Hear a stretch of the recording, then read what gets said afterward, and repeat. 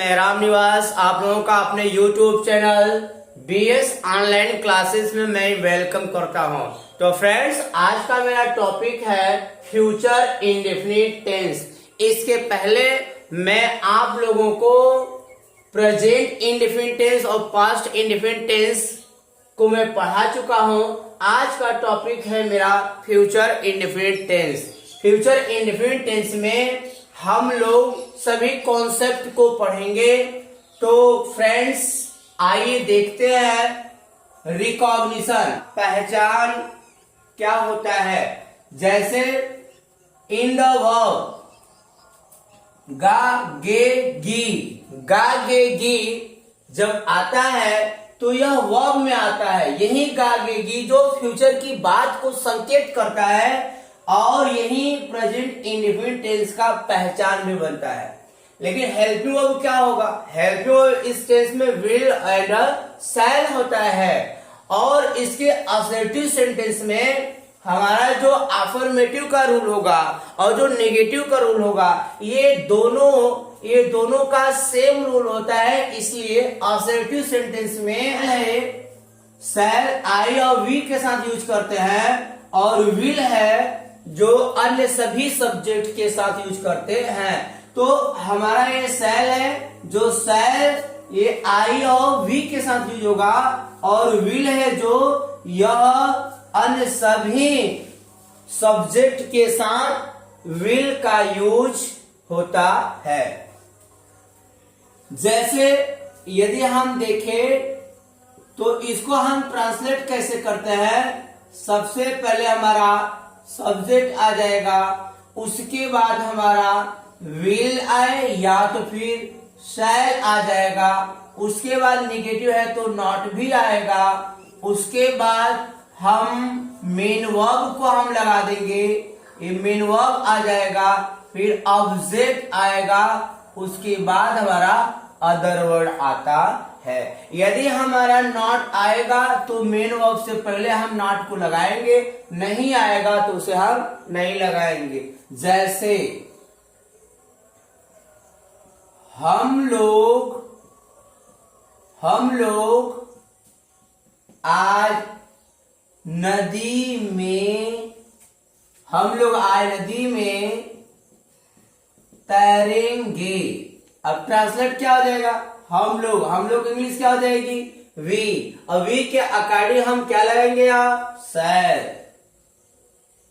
We shall swim in the river.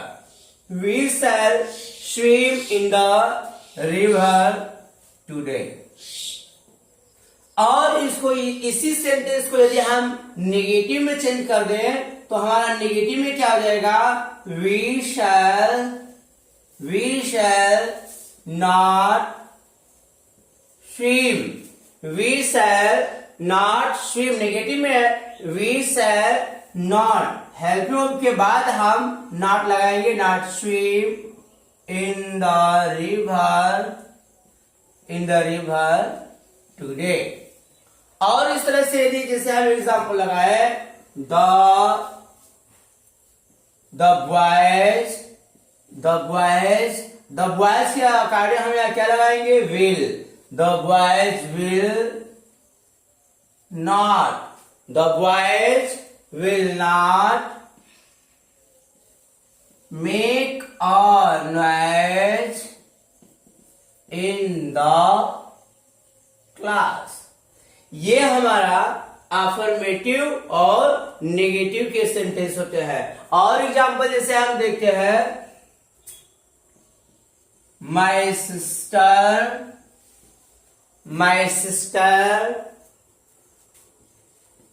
Will help me. अब my sister के according यहाँ क्या लगेगा? Help verb will. और नेगेटिव सेंटेंस जैसे आ जाएंगे तो कैसे होगा? The students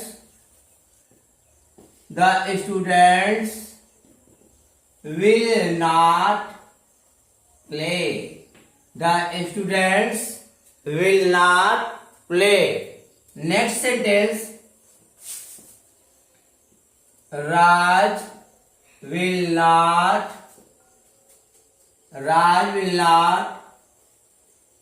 complete. Raj will not complete the work. Raj will not complete the work. Friends, इस तरह से नेगेटिव आएगा, नॉट आएगा तो हम हेल्पिंग वर्ब के बाद नॉट लगाएंगे, और नॉट नहीं आएगा तो हम केवल हेल्पिंग वर्ब का यूज करते हैं। Next sentence,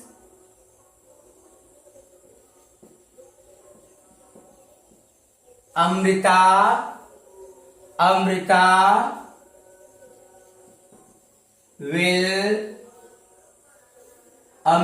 will go to school. Amrita will go to school.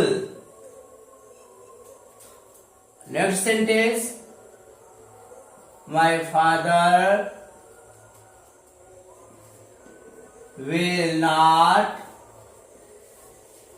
scold me. तो फ्रेंड्स, इस तरह से हमारा जो सेंटेंस है, हम अफर्मेटिव हो चाहे नेगेटिव हो, चाहे नॉट आए या ना आए, हम हेल्पिंग वर्ब के बाद यदि नॉट आएगा तो हेल्पिंग वर्ब के बाद लगा देंगे, और नॉट नहीं आएगा तो हम हेल्पिंग वर्ब के बाद मेन वर्ब का हम यूज करते हैं। इस तरह से हमारा ये फ्यूचर इंडेफिनिट टेंस यूज होता है। और इस सेंटेंस में आई और वी के साथ शैल लगता है, और अन्य सभी सब्जेक्ट के साथ विल लगता है। फ्रेंड्स, ये फिक्स नहीं है, इसमें कुछ रूल इसके चेंज है, इसके नए कॉन्सेप्ट होते हैं जो ये चेंज हो जाते हैं। लेकिन आई और वी के साथ यदि हम लगाए विल, तो आई और वी के साथ विल और अन्य अदर सब्जेक्ट के साथ हम शैल भी लगाते हैं। इसका मतलब आई और वी के साथ, ये आई और वी के साथ शैल और अदर सब्जेक्ट के साथ विल, ये फिक्स नहीं है, नॉट फिक्स्ड,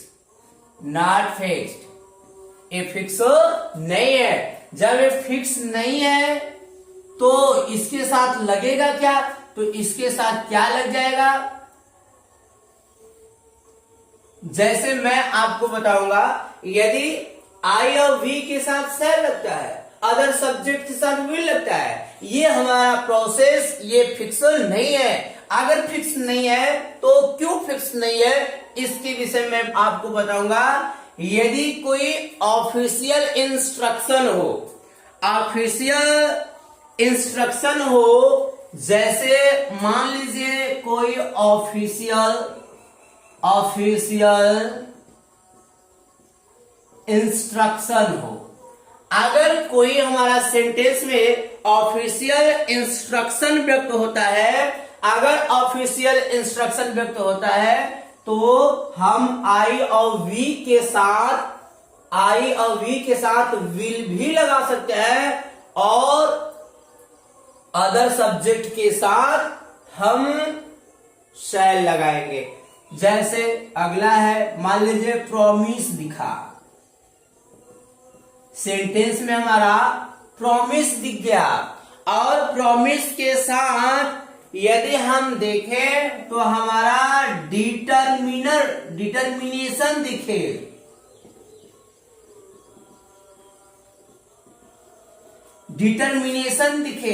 और सेंटेंस में हमारा थ्रेट दिखे। थ्रेट मीन होगा धमकी, और हमारा डिटर्मिनेशन दिखे। यदि हमारे फ्यूचर टेंस के सेंटेंस में ऑफिशियल इंस्ट्रक्शन दिखे और प्रॉमिस दिखे और डिटर्मिनेशन दिखे और थ्रेट दिखे, तो हमें जस्ट अपोजिट हमें लिखना है। जस्ट अपोजिट है, इसके साथ जस्ट अपोजिट क्या हो जाएगा कि आई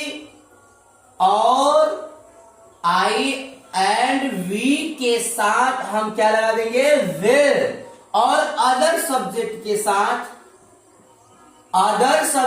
के साथ हम शैल का यूज करते हैं। यही हमारा रूल है। यानी शैल जो है आई और वी के साथ ए फिक्स नहीं है, अदर सब्जेक्ट के साथ ये विल ये फिक्स नहीं है। लेकिन ये कब फिक्स नहीं है, यदि सेंटेंस में कोई ऑफिशियल इंस्ट्रक्शन दिखेगा तो हम आईवी के साथ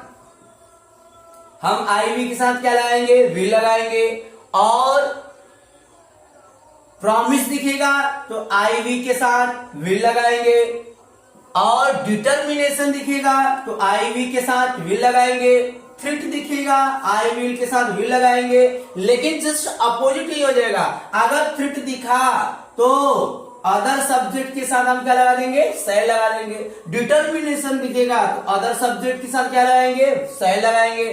कोई प्रॉमिस दिखा तो अदर सब्जेक्ट के साथ क्या लगाएंगे, शैल लगाएंगे। और ऑफिशियल इंस्ट्रक्शन दिखा तो अदर सब्जेक्ट के साथ हम शैल का यूज करते हैं। तो फ्रेंड्स ये रूल है, इस रूल के अकॉर्डिंग यदि official instruction, promise, determination, threat अगर ऐसे सेंटेंस हमारे दिखेंगे तो ये इन सब का भाव व्यक्त हो गया सेंटेंस में, तो आईवी के साथ विल और अदर सब्जेक्ट के साथ हम शैल का यूज करते हैं। जैसे एग्जाम्पल में मैं आपको बताऊंगा,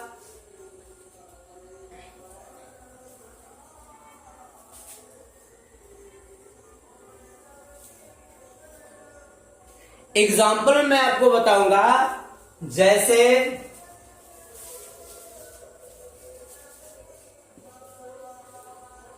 ऑफिशियल इंस्ट्रक्शन। पहला नंबर है ऑफिशियल इंस्ट्रक्शन। अब ऑफिशियल इंस्ट्रक्शन में यदि हम देखें तो जैसे एग्जांपल है, no member of the company, no member of the company will या shall take salary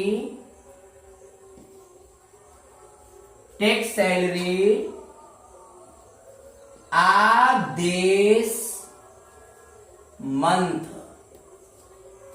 No member of the company will or shall take salary।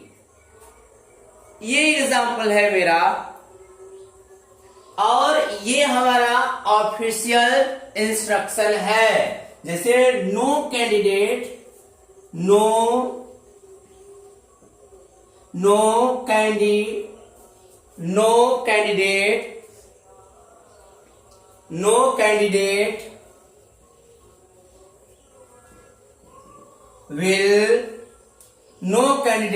will or shall go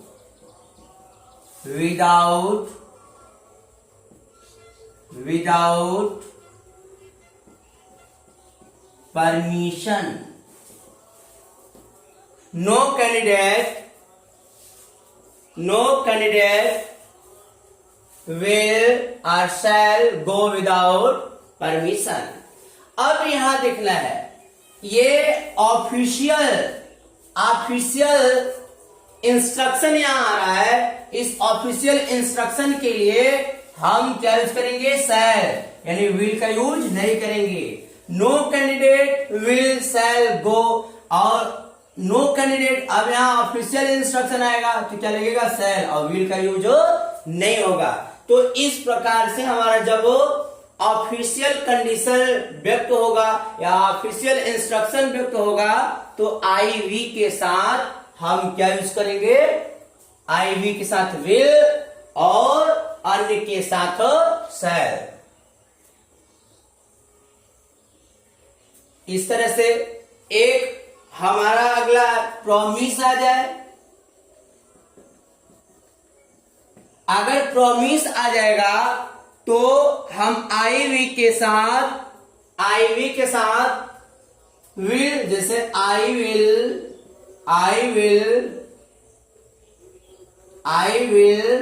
या shall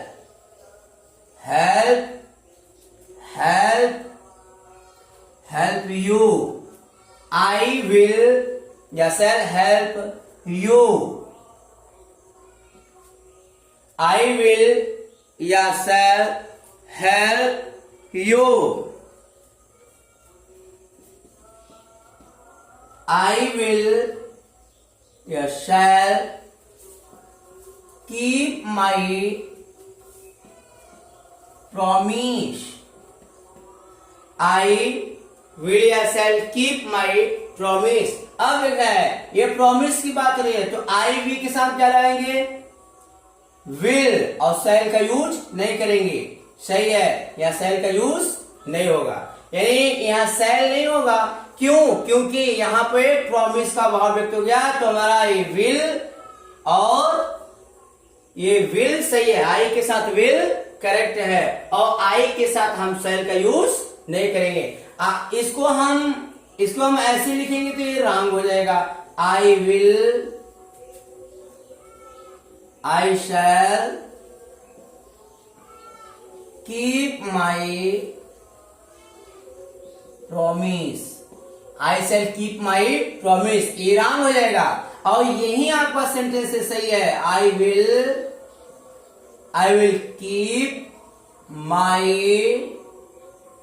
keep my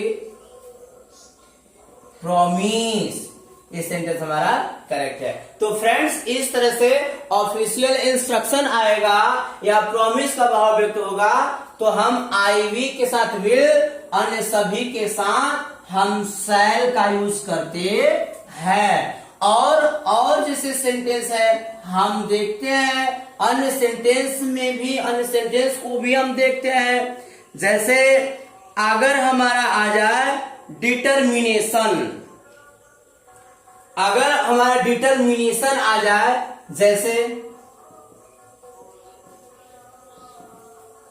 determination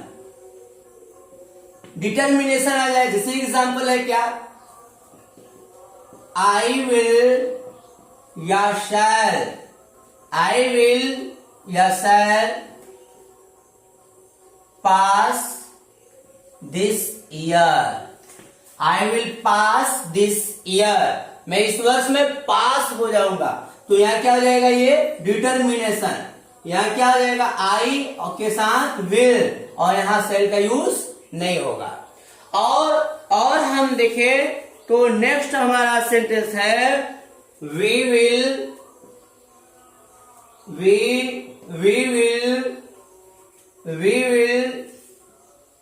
qualify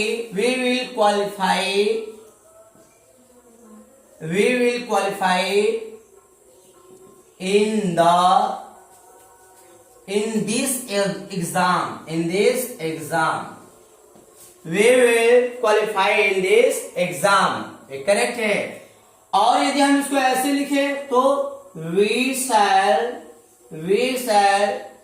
qualify in this exam, तो ये क्या हो जाएगा, wrong, क्योंकि यहाँ पर क्या है, डिटर्मिनेशन दिखा रहा है, इसलिए वी के साथ हम केवल वी का यूज करेंगे। और अगला हमारा है थ्रीट, धमकी, थ्रीट। और हमें यदि सेंटेंस में कोई थ्रीट का भाव व्यक्त करे, अगर सेंटेंस में कोई थ्रीट का भाव व्यक्त हो, तो हम आई वी के साथ विल का यूज कर देंगे। जैसे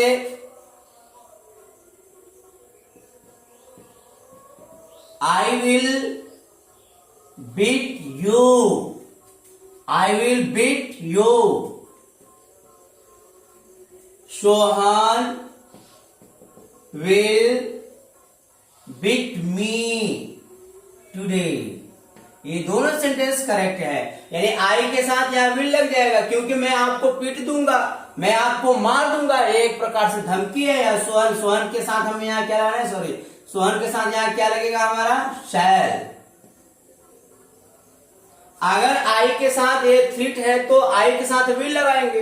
अगर धमकी व्यक्त है इस सेंटेंस में तो सोहन के साथ हम यहाँ क्या लगाएंगे, शैल का यूज कर देंगे।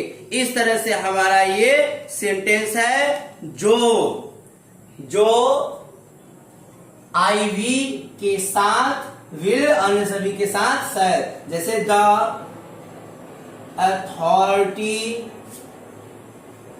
Authorities will punish everyone. The authority will punish everyone. ये हमारा सेंटेंस क्या है, The authority will punish everyone. और देखें ये इस सेंटेंस को,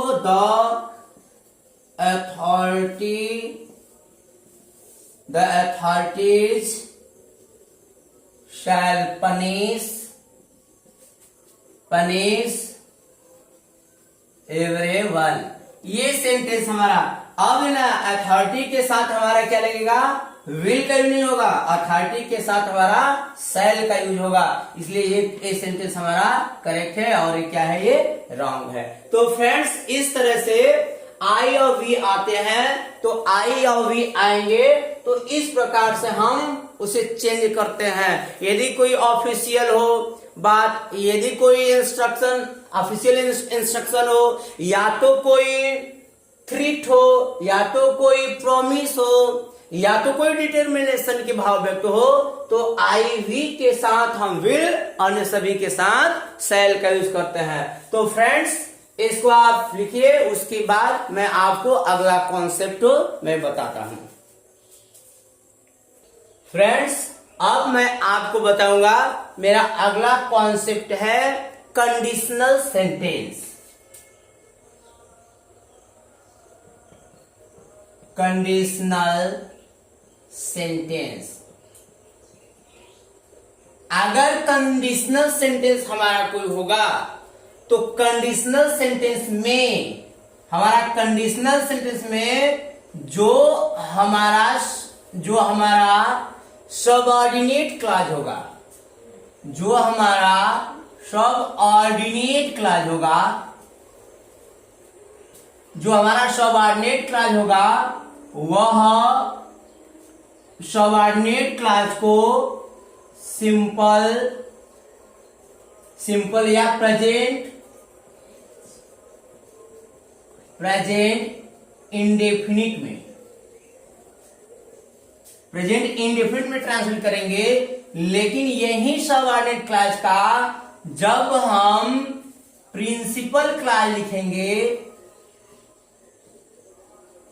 यही हमारे कंडीशनल सेंटेंस में जब हम प्रिंसिपल क्लॉज को लिखेंगे तो प्रिंसिपल क्लॉज को हम फ्यूचर इंडेफिनिट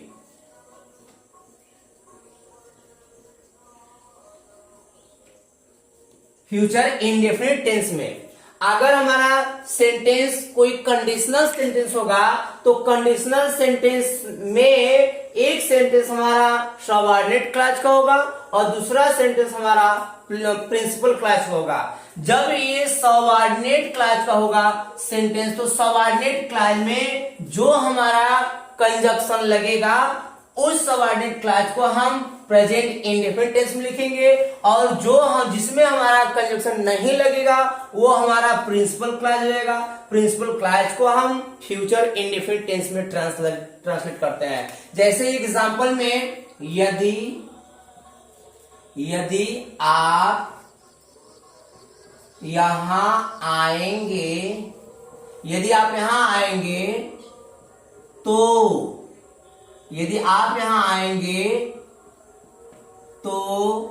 मैं आपका सहयोग करूंगा। यदि आप यहां आएंगे तो मैं आपका सहयोग करूंगा। अब ये भी दोनों सेंटेंस हमारा फ्यूचर में है, तो ऐसे सेंटेंस में हम देखेंगे हमारा सबऑर्डिनेट क्लॉज कौन सा है। जो सबऑर्डिनेट क्लॉज होगा उसी में कंजक्शन जुड़ा रहेगा। तो सबऑर्डिनेट सेंटेंस को हम प्रेजेंट इंडेफिनिट में लिखेंगे, यानी यदि आप यहां आएंगे, ट्रांसलेट क्या हो जाएगा यहां पर, if you come here, present indefinite है, सब्जेक्ट हमारा प्लूरल नंबर में, इसलिए हमारा मेन वर्ब भी हमारा क्या हो जाएगा, प्लूरल नंबर में हो जाएगा। इफ यू कम हियर कामा आई, यदि आप यहां आएंगे तो मैं आपका सहयोग करूंगा, इसमें प्रॉमिस का भाव व्यक्त हो गया, इसीलिए हमें यहां ट्रांसलेट क्या हो जाएगा, आई विल हेल्प यू। तो फ्रेंड्स इस प्रकार के सेंटेंस को हम ऐसे लिखते हैं, जैसे एग्जांपल में, और इफ ही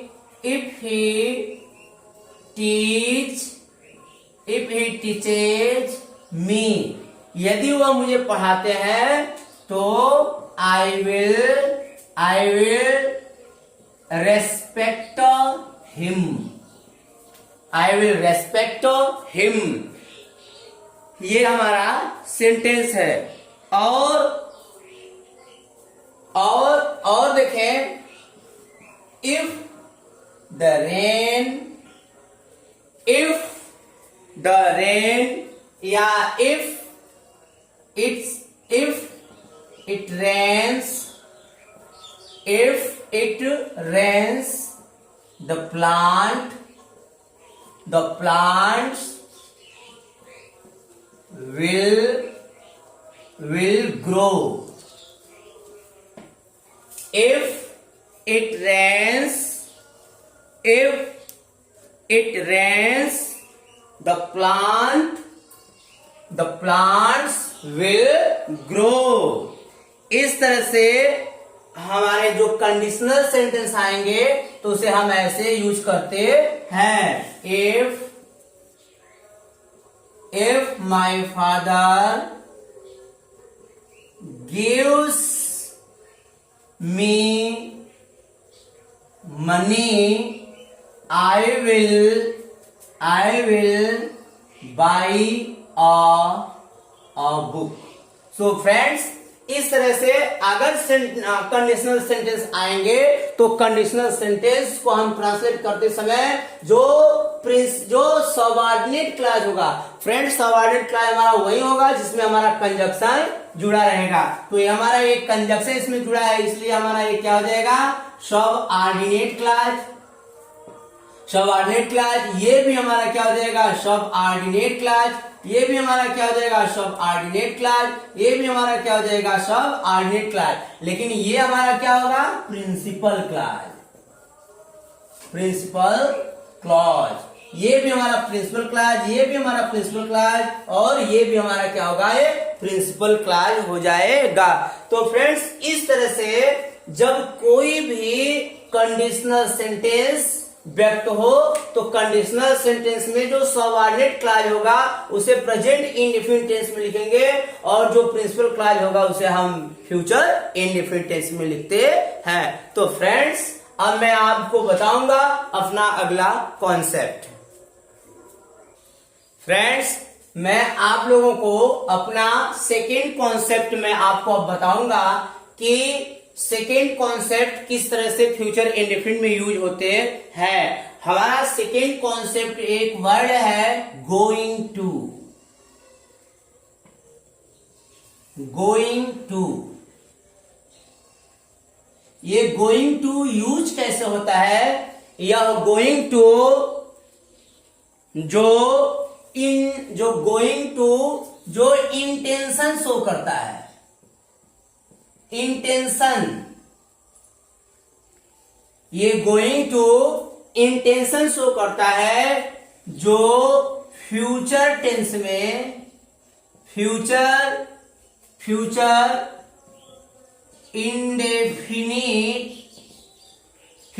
इंडेफिनिट टेंस में वह कार्य घटित होने वाला होता है।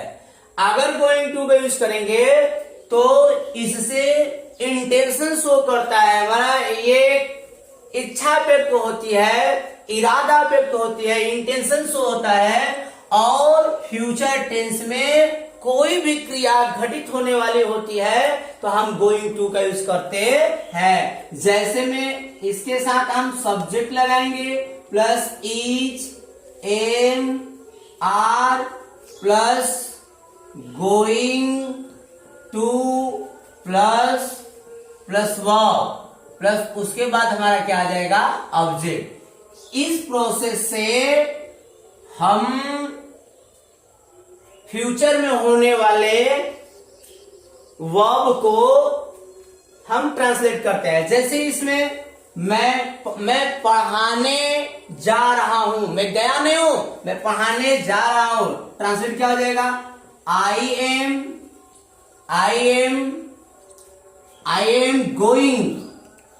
Going to teach.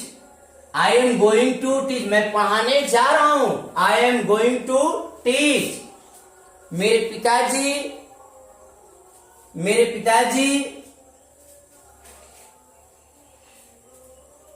प्रार्थना पत्र लिखने जा रहे हैं। क्या देगा? My father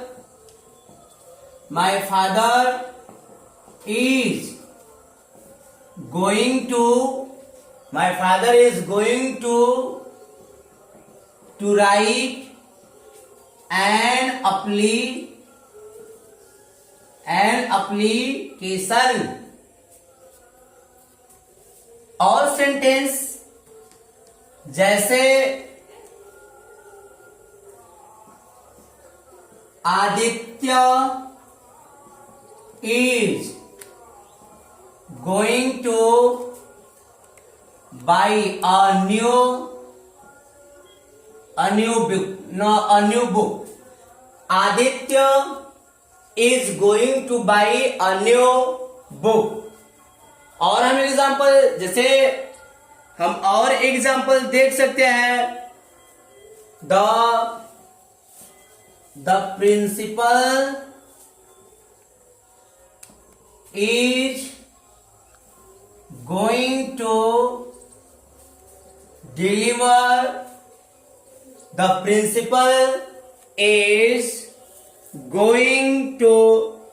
deliver his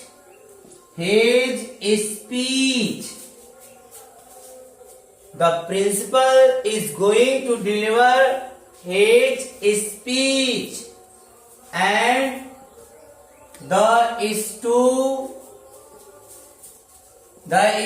students are going to complain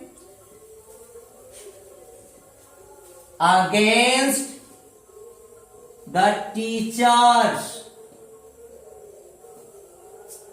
The students are going to complain against the teachers। तो इस तरह से हमारा जो गोइंग टू है या फ्यूचर इंडेफिनिट टेंस में होने वाले एक्शन को, इंटेंशन को शो करते हैं। I am going to teach, मैं पढ़ाने जा रहा हूं। My father is going to write an application, मेरे पिताजी एक प्रार्थना पत्र लिखने जा रहे हैं। लिखे नहीं है, फ्यूचर में होने वाले हैं। Aditya is going two by a new book, और आदित्य भी खरीदे नहीं है लेकिन बुक खरीदने जा रहे हैं। Principal is going to deliver his speech, students are going to complain against the teacher. तो फ्रेंड्स, इस तरह से सेकेंड मेरा कॉन्सेप्ट है जो फ्यूचर टेंस में गोइंग टू, फ्यूचर टेंस में क्रिया हैपन होने वाले इंटेंशन को शो करता है। तो अब मैं अपने नेक्स्ट कॉन्सेप्ट के बारे में मैं आपको बताऊंगा। तो फ्रेंड्स, मेरा नेक्स्ट कॉन्सेप्ट है जिसमें हम पढ़ेंगे वर्ड ऑफ फ्यूचर मीनिंग। कुछ ऐसे वर्ड होते हैं जो फ्यूचर के सेंस रखते हैं, जैसे soon, tomorrow, next day, next month, next year, tonight, shortly, by the week, ये सब वर्ड है जो फ्यूचर सेंस देते हैं। और इसमें हम देखेंगे हमारा तीसरा कॉन्सेप्ट है फिक्स प्लान। यदि फ्यूचर इंडेफिनिट टेंस में फ्यूचर में कोई फिक्स प्लान होगा तो उसे हम फ्यूचर इंडेफिनिट में ट्रांसलेट नहीं करते हैं, उसे हम प्रेजेंट इंडेफिनिट टेंस में हम ट्रांसलेट करते हैं। जैसे एग्जांपल में यदि हम देखें तो प्रधानमंत्री कल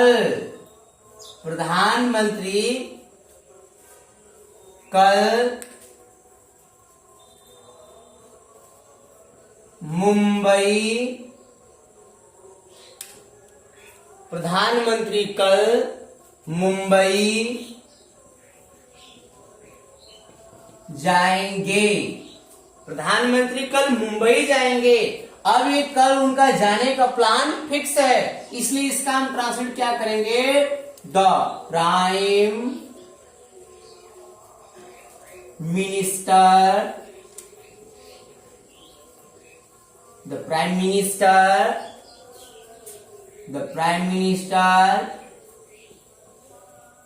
गो या visit.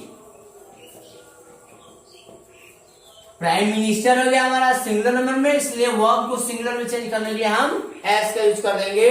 The prime minister visits Mumbai. The prime minister visits Mumbai tomorrow. इस तरह से जब हमारा फ्यूचर में कोई भी फिक्स प्लान हो तो उसके इंडेफिनिट को हम क्या करेंगे, प्रेजेंट इंडेफिनिट में। फ्यूचर कंटिन्यूअस को क्या करेंगे, प्रेजेंट कंटिन्यूअस में ट्रांसलेट करते हैं। जैसे प्रधानमंत्री कल मुंबई जाएंगे, the prime minister visits Mumbai tomorrow. और यदि हम एग्जाम्पल देखें तो इसमें हम और जैसे द प्रिंसिपल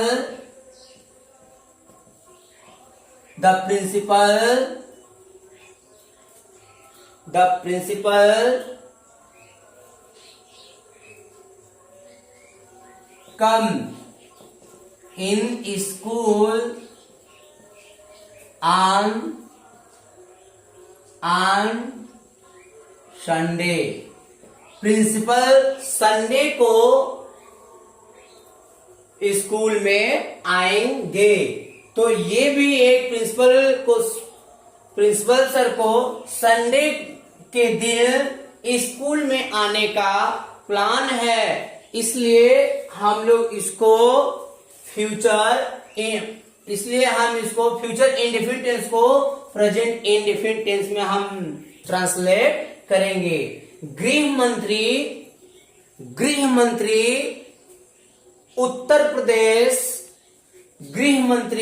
कल उत्तर प्रदेश आएंगे। तो ट्रांसलेट क्या हो जाएगा, द होम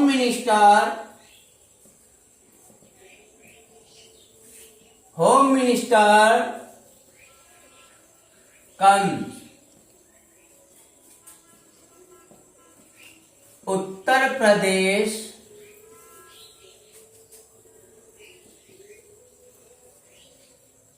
टुमारो। तो फ्रेंड्स, इस तरह से जब कोई भी फ्यूचर का प्लान हो, फिक्स फ्यूचर का प्लान हो, तो उसे हम प्रेजेंट इंडेफिनिट टेंस में हम ट्रांसलेट करेंगे। और हमारा फ्यूचर के टाइम को शो करने वाले ये सब वर्ड है, ये सब वर्ड जो फ्यूचर के टाइम को शो करते हैं। तो फ्रेंड्स, इस तरह से हमारा ये तीसरा कॉन्सेप्ट है। तो फ्रेंड्स, आप उन दोनों वीडियो को, प्रेजेंट इंडेफिनिट और पास्ट इंडेफिनिट वीडियो को आप जरूर देखिएगा। इसको मैं डिटेल से मैं बताया हूं, पढ़ लीजिएगा। और इसमें शॉर्टकट में मैं इसको बताना चाहूंगा, ये व्हाट है,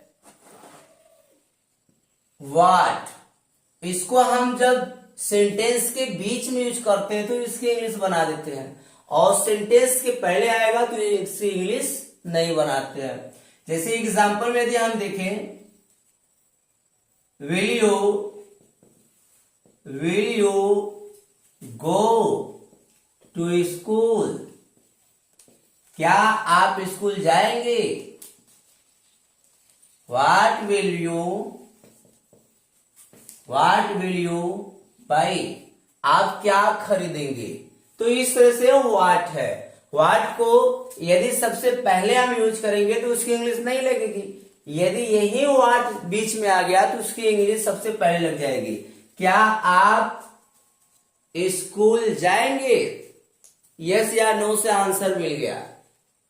व्हाट विल यू बाई, आप क्या खरीदेंगे? यस या नो से आंसर नहीं मिलेगा तो हम इंट्रोगेटिव का यूज करेंगे। अब इसको यूज करने के लिए हमारा सीक्वेंस है, पहले इंट्रोगेटिव वर्ड आ जाएगा, फिर विल या शैल होगा, प्लस हमारा सब्जेक्ट होगा, अगर निगेटिव आएगा तो नॉट लगेगा, प्लस मेन वर्ब के बाद ऑब्जेक्ट आएगा, plus other word question mark आएगा। इसी के अकॉर्डिंग हम इंट्रोगेटिव वर्ड को हम सेंटेंस में यूज करते हैं। जैसे यदि हम लिखे why will you not help him, ये सेंटेंस है, क्यों आप उसका सहयोग नहीं करेंगे? Where will they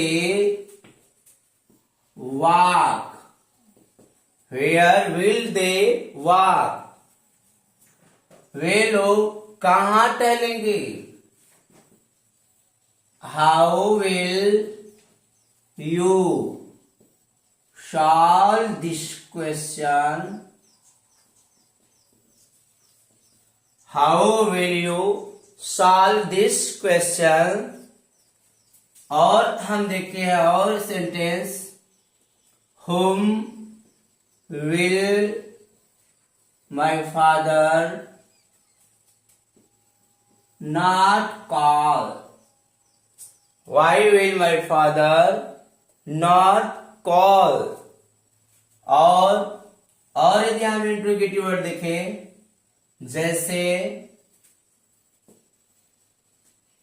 when will he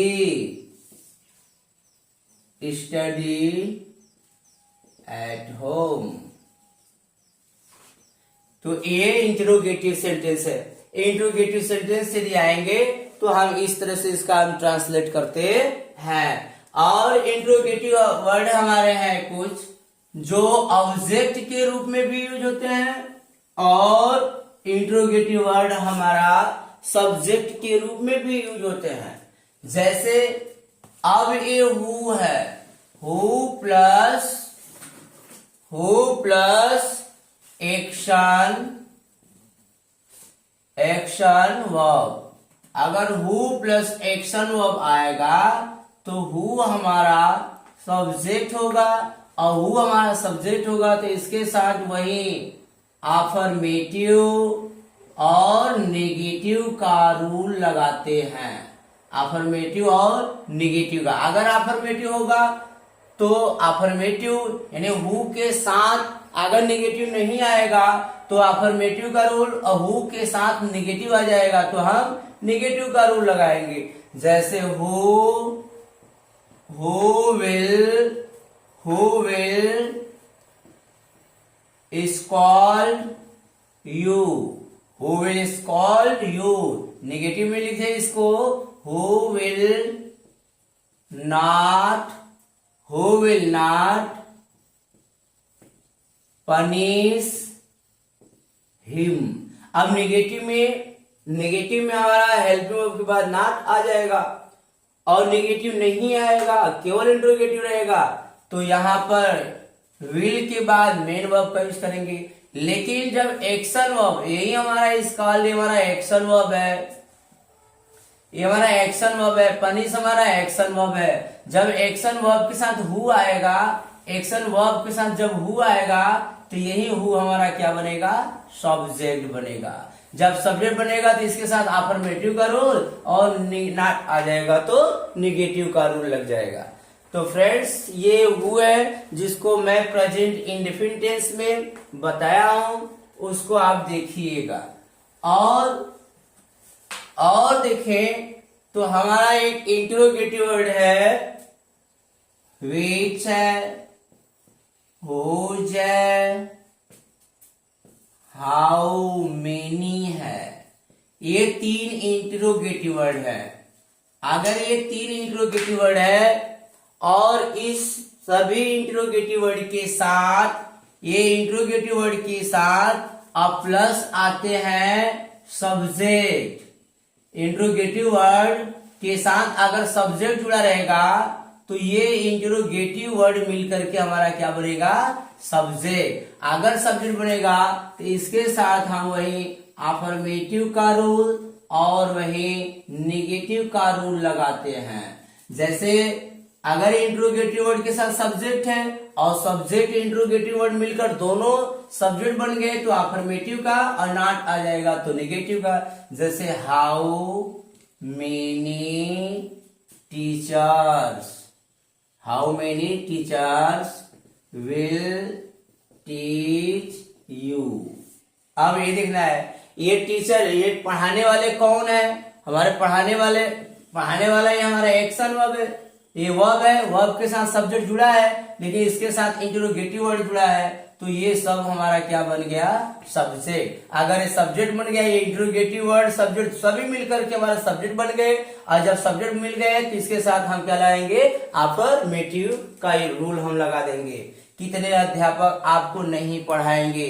अब यही आ जाए, कितने विद्यार्थी आज स्कूल नहीं जाएंगे, तो यहाँ क्या हो जाएगा, how many students, how many students will not go to school.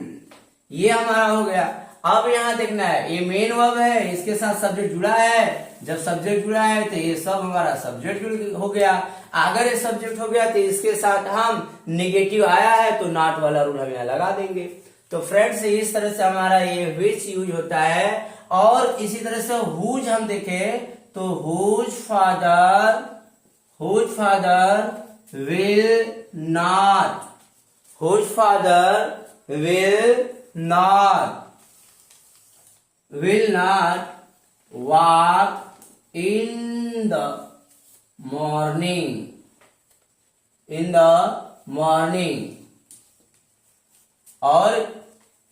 और ये एक हमारा इंट्रोगेटिव वर्ड है which brother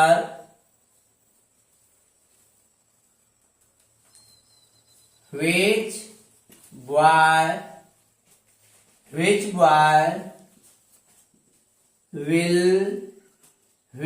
boy will not play the match।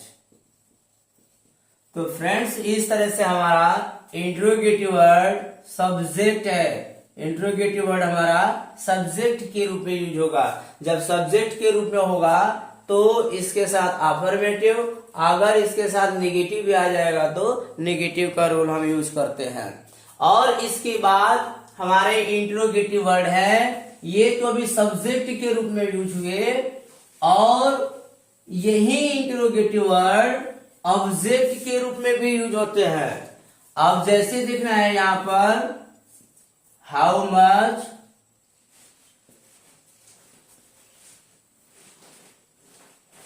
ये हाउ मच है। अब ये हाउ मच, इसके साथ हमारा यदि ऑब्जेक्ट जुड़ जाएगा तो ये सब टोटल हमारा क्या बन जाएंगे, ऑब्जेक्ट हो जाएंगे। ये टोटल हमारा ऑब्जेक्ट हो जाएगा। ये इंट्रोगेटिव वर्ड है। अगर इंट्रोगेटिव वर्ड के साथ हमारा ऑब्जेक्ट आएगा तो हमारा सभी इंट्रोगेटिव वर्ड ऑब्जेक्ट के रूप में यूज होंगे। अगर ये ऑब्जेक्ट के रूप में यूज होगा तो इसके बाद हमारा हेल्पिंग वर्ब आ जाएगा। हेल्पिंग वर्ब किसके अकॉर्डिंग आएगा? सब्जेक्ट के अकॉर्डिंग आएगा। उसके बाद लगाएंगे तो नॉट लगाएंगे, फिर मेन वर्ब आ जाएगा, फिर हमारा ऑब्जेक्ट आएगा, फिर हमारा अदर वर्ड आ जाएगा। इस तरह से हमारे इंट्रोगेटिव वर्ड यूज होते हैं। जैसे यदि हम देखें किसका कलम आप खरीदेंगे? किसका कलम आप खरीदेंगे? तो कौन खरीदेगा? आप। सब्जेक्ट हमारा आप हो गए और ये हमारा मेन वर्ब हो गया खरीदना। तो क्या खरीदेंगे? कलम। कलम के साथ हमारा इंट्रोगेटिव वर्ड जुड़ा है, यानी ये हमारा क्या बन गया? ऑब्जेक्ट। हम ट्रांसलेट करेंगे तो यहाँ क्या लिखेंगे? Whose pen will. और ये इंट्रोगेटिव वर्ड मिलकर ऑब्जेक्ट मिलकर दोनों ऑब्जेक्ट हो गए। तो आगे हम हेल्पिंग वर्ब लगाएंगे। ए हेल्पिंग वर्ब सब्जेक्ट के अकॉर्डिंग आएगा। यहाँ आप, सब्जेक्ट यहाँ आप है, फिर खरीदेंगे अंग्रेजी क्या हो जाएगा? बाई। इस प्रकार से अब हमारा ये सब्जेक्ट हो गया, ये मेन वर्ब हो गया और ये हमारा क्या हो गया? ऑब्जेक्ट हो गया। जैसे एग्जांपल और which school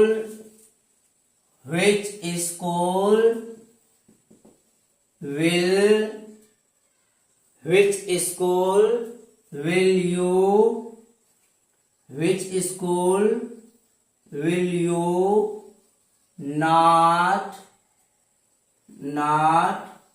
buy? कौन सा विद्यालय आप नहीं खरीदेंगे? अब यहाँ एग्जाम्पल हुआ सब्जेक्ट, मेन वर्ब और ये हमारा क्या बन गया? ऑब्जेक्ट। उस तरह से और हम देखें हाउ मच वाटर will